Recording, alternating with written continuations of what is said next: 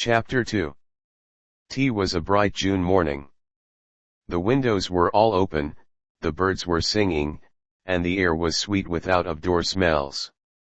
Waving grasses, hosts of flowers, rose and honeysuckle out on the porch in the very height of riotous living, each trying to outbloom the other. We were at breakfast. We never had this meal very early at the rectory. On summer mornings Papa loved to get up and take a stroll, and botanize a little. Mama rose, looked after Becky, and took a quiet supervision of us all. I helped dress the three younger children, for Fan usually had some lessons on hand, as she was still in school. By the time we were ready Papa would be back. Then we sang a verse or two of a hymn, said the Lord's Prayer together, and Papa pronounced the greater benediction over us. It was so short, simple, and enjoyable. Somehow I do not think children take naturally to prayers, unless they are rendered very sweet and attractive. We were allowed sufficient time to get wide awake before coming to breakfast. Mama was at the head of the table again, looking as sweet as a new pink. Papa's place was at the foot. Fan and I sat opposite each other, about halfway down. She poured the water and the milk. I had the three younger children on my side, and spread their bread or biscuits for them. I used to think of Gerda's Charlotte, only she had brothers as well as sisters. It was nearly 8 o'clock. Lemmy Collins came up with the mail. There had been a shower the evening before, and none of us had gone for it. "Ah!" exclaimed Papa, "we are bountifully supplied this morning. 1 for Nellie, 2 for Mama, and 2 for me." "Oh, what elegant writing," said Nell, leaning over to look at Papa's. "Yes," slowly. "I cannot think," and Papa fell into a brown study. "Why don't you open it?" asked bright-eyed Daisy, "then you won't have to think." "To be sure, little wisdom." And Papa smiled. "I will look over this thin one first, though." That was only an invitation to a meeting of the clergy. We were all watching to see him open the letter Par Excellence. He took out his penknife and cut round the seal, which he handed to Tim. "Why?" lengthening the word out indefinitely. "From Stephen Duncan." Then he read on in thoughtful silence, now and then knitting his brows. Mama's letters were from an aunt and a cousin, with some kindly messages for us all. "Girls," said Father, with a sudden start, "would you like to have some brothers large enough to keep their hands and faces clean, and strong enough to help you garden?" "Boys are a nuisance," declared Nell. "Well, I have an offer of 2. One is something of an invalid, though. My wards, I suppose, for that matter, though I have never considered myself much of a guardian, since Stephen was old enough to look after the boys.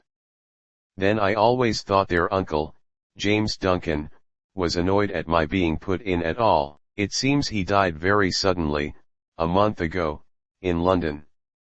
Stephen has to go over and settle his affairs, and he wants me to keep the boys.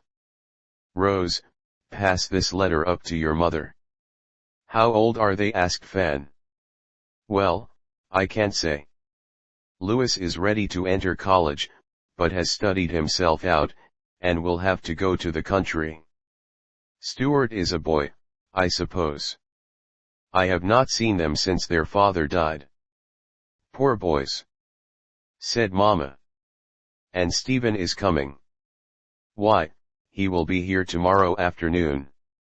This letter has been delayed on its way, and Mama glanced at the date and the postmark. The children were through, and we rose from the table. There was a perfect hubbub of questions then. Lily swung on Father's arm, while Tim took a leg, and they were all eagerness to know about the brothers. "Mama will have to consider the subject," he said. "Come, let us go out and look at the flower beds." I dare say the rain brought up a regiment of weeds last night. Fanny went to put her room in order, Nellie had some buttons to sew on her school dress and followed Mama to the nursery. Becky came in and helped take the dishes to the kitchen, while I went to my chambers upstairs. I hurried a little, I must confess. Then I bundled the youngsters off to school, and ran into the nursery. Mama was washing and dressing baby. "What about the boys?" I asked. "Will they really come? Should you like to have them? Perhaps it would be as well for you to read the letter, Rose. You are old enough to be taken into family council. It seems so odd, too. Only last evening Papa and I were talking about." Mama made so long a pause that I glanced up from the letter, having only read the preface, as one might say. There was a perplexed look on the sweet face. "What is it, Mama?" and I knelt beside her, kissing baby's fat cheek. "My dear, I resolved long ago never to burden my girls with cares and worries before their time. And yet, it would be so delightful to have you for a friend. A clergyman's wife has to be doubly discreet on some points. Now, if I was to say to 2 or 3 good friends in the parish, our circumstances are somewhat straitened by the recent expenses, they would, no doubt, seek to make it up in some way. But I have a horror of anything that looks like begging." "Oh, yes, Mama." Aunt Letty Perkins wondered, the day after the baby was born, if there would not be a donation visit. Mama's sweet face flushed.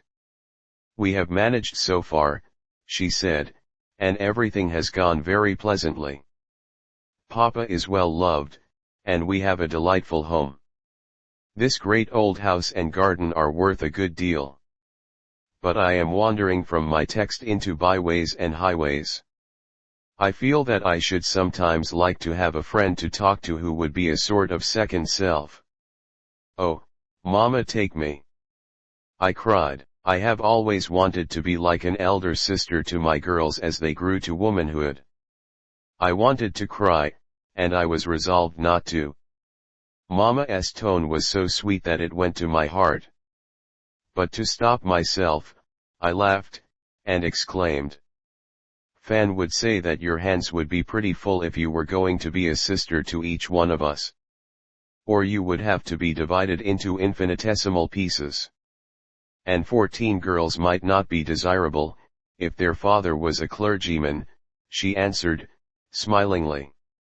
"So, let us be the best of friends, Mama, dearest, and you shall tell me your troubles. It is being so poor, for one, I know." "Yes, dear. Poverty is not always a delightful guest. Last evening we were resolving ways and means, and Papa proposed to give up the magazines, and be very careful about his journeys. But I cannot bear to have him pinch.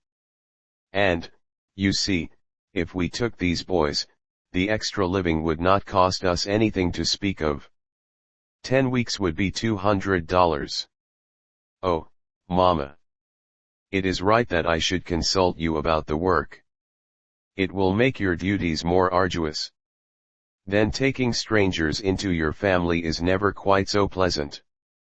But go on with the letter. We will discuss it afterwards."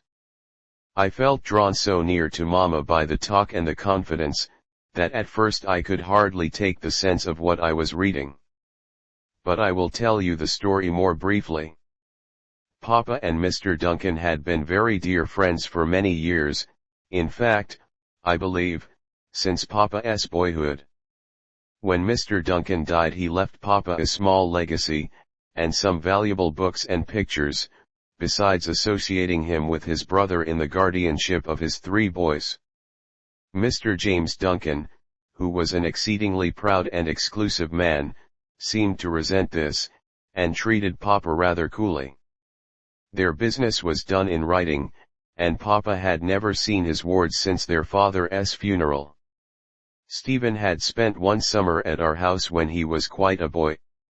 It seemed now that he preserved the liveliest recollection of my mother's kindness and care, and desired very much to see my father.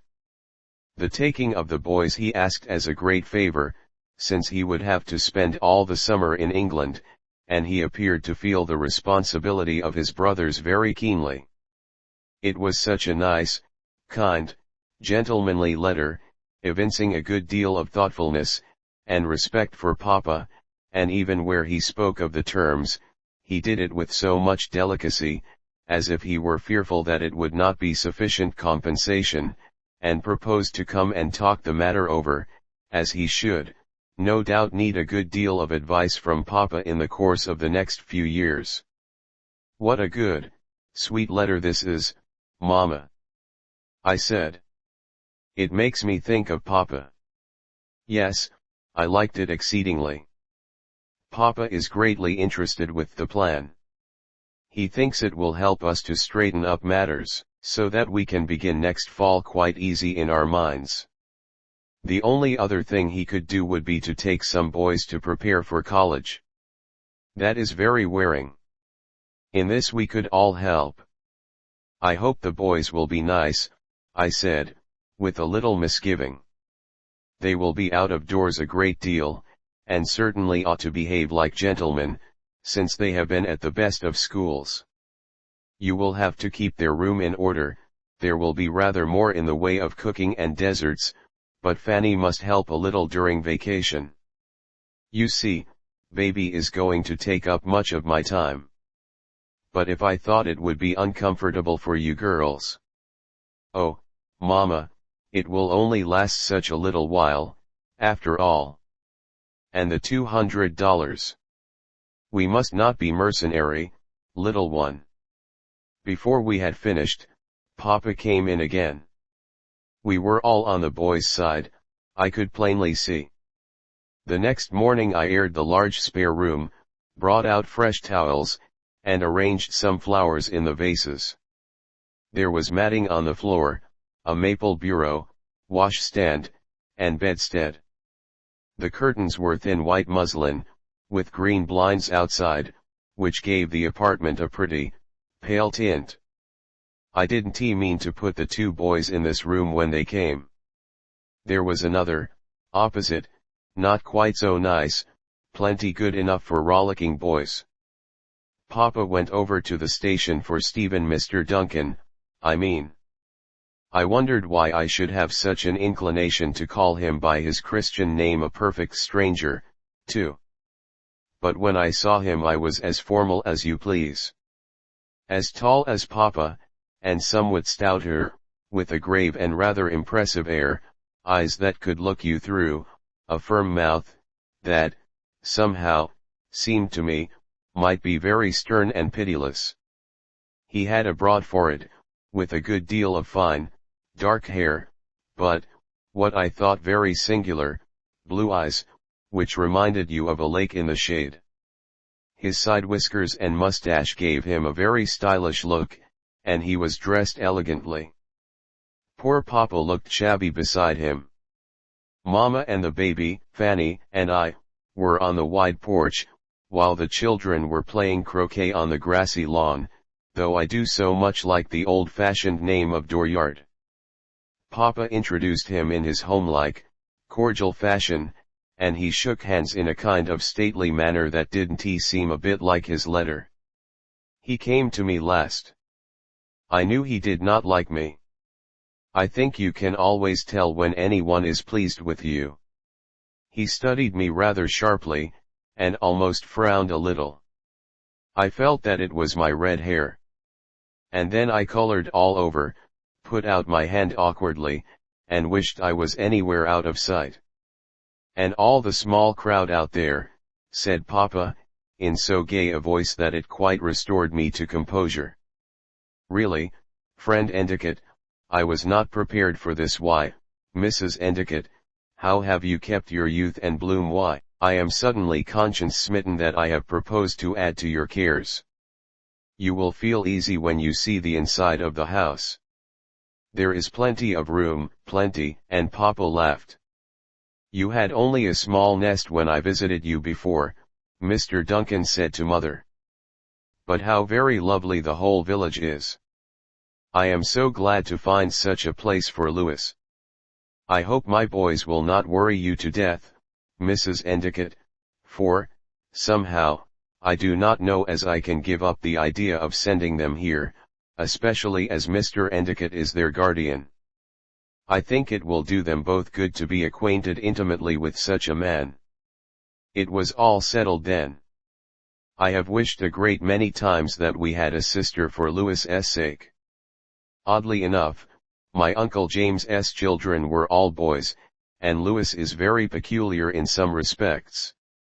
It is asking a great deal of you. I understand that well, and shall appreciate it. I knew that I ought to look after Becky and the supper, so I rose and slipped away. 2 boys, I said to myself. I do not believe that I shall like them, and I shook my head solemnly. Please follow the next chapter and please press subscribe and share. Thank you very much.